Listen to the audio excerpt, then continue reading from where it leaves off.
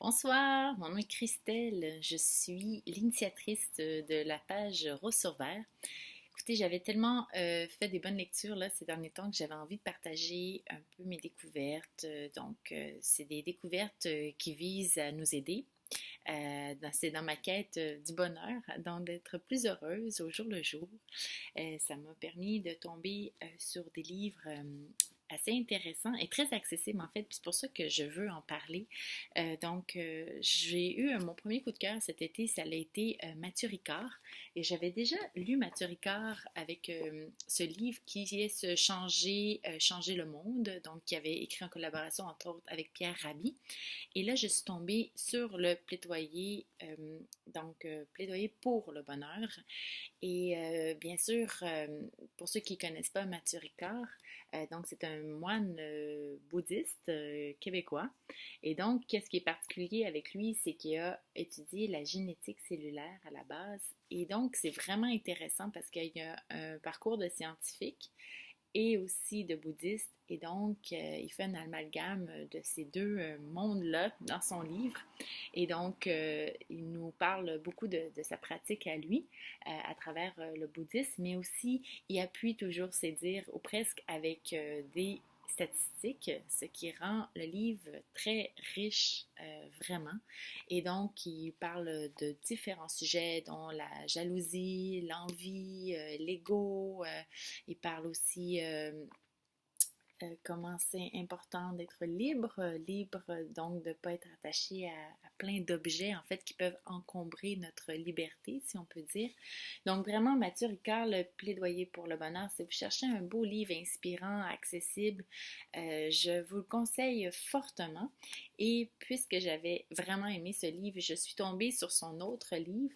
Je suis une adepte de la méditation depuis plusieurs années, mais j'ai vraiment aimé son approche avec l'art de la méditation, qui est un livre hyper accessible justement. On n'est pas obligé d'avoir médité pendant plusieurs années pour arriver à ce livre-là, qui est une super belle initiation si vous avez envie de commencer, qui est très accessible et qui est basé entre autres sur la méditation pleine conscience. Et c'est vraiment intéressant parce que moi, il y a quelque chose qui m'a marqué dans ce livre-là. Il nous rappelle que la méditation, c'est bien de la faire quotidiennement, même si des fois c'est de courte durée, que de faire une méditation par mois de 3 heures. Donc vraiment, des fois on dit on n'a pas le temps de méditer, mais vraiment se prendre de courtes périodes dans sa journée, puis ça peut faire un effet incroyable sur justement sur notre propre bonheur, assurément. Et donc, pour Mathieu Ricard, c'est ça. Et mon autre découverte, c'est une découverte que j'ai faite depuis quelques temps et j'avais toujours de la difficulté à me procurer cette découverte qui est en fait le magazine Happiness, pour peut-être qu'il y a des gens qui connaissent ce fabuleux magazine, en fait, qui est dans plusieurs langues maintenant à travers le monde. Donc, une des façons de se procurer, c'est en ligne, en fait, donc qui vient directement de la France. Moi, c'était des amis qui me l'amenaient. Et là, j'ai découvert à Montréal, entre autres, une place. Vous me direz si peut-être qu'on peut le trouver ailleurs. À côté du Archambault. Désolée de faire de la publicité, mais il y a une petite boutique, donc coin Berry-Sainte-Catherine, qui offre une panoplie de magazines. Et donc, aujourd'hui, j'ai découvert que Happiness était là.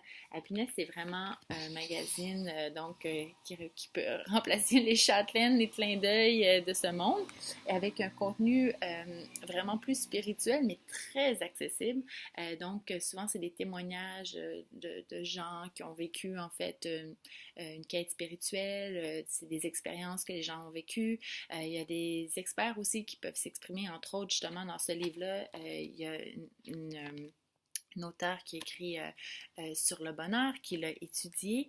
Et donc aussi, ça peut aussi aller jusqu'à l'aménagement en fait de notre maison à l'intérieur pour avoir comment on peut l'aménager pour être de façon plus créative et être un petit peu moins encombré dans notre tête. Donc, Happiness, je vous le recommande fortement. C'est une super revue vraiment qui va vous nourrir tous les mois. Voilà. Donc, c'était mes petits coups de cœur.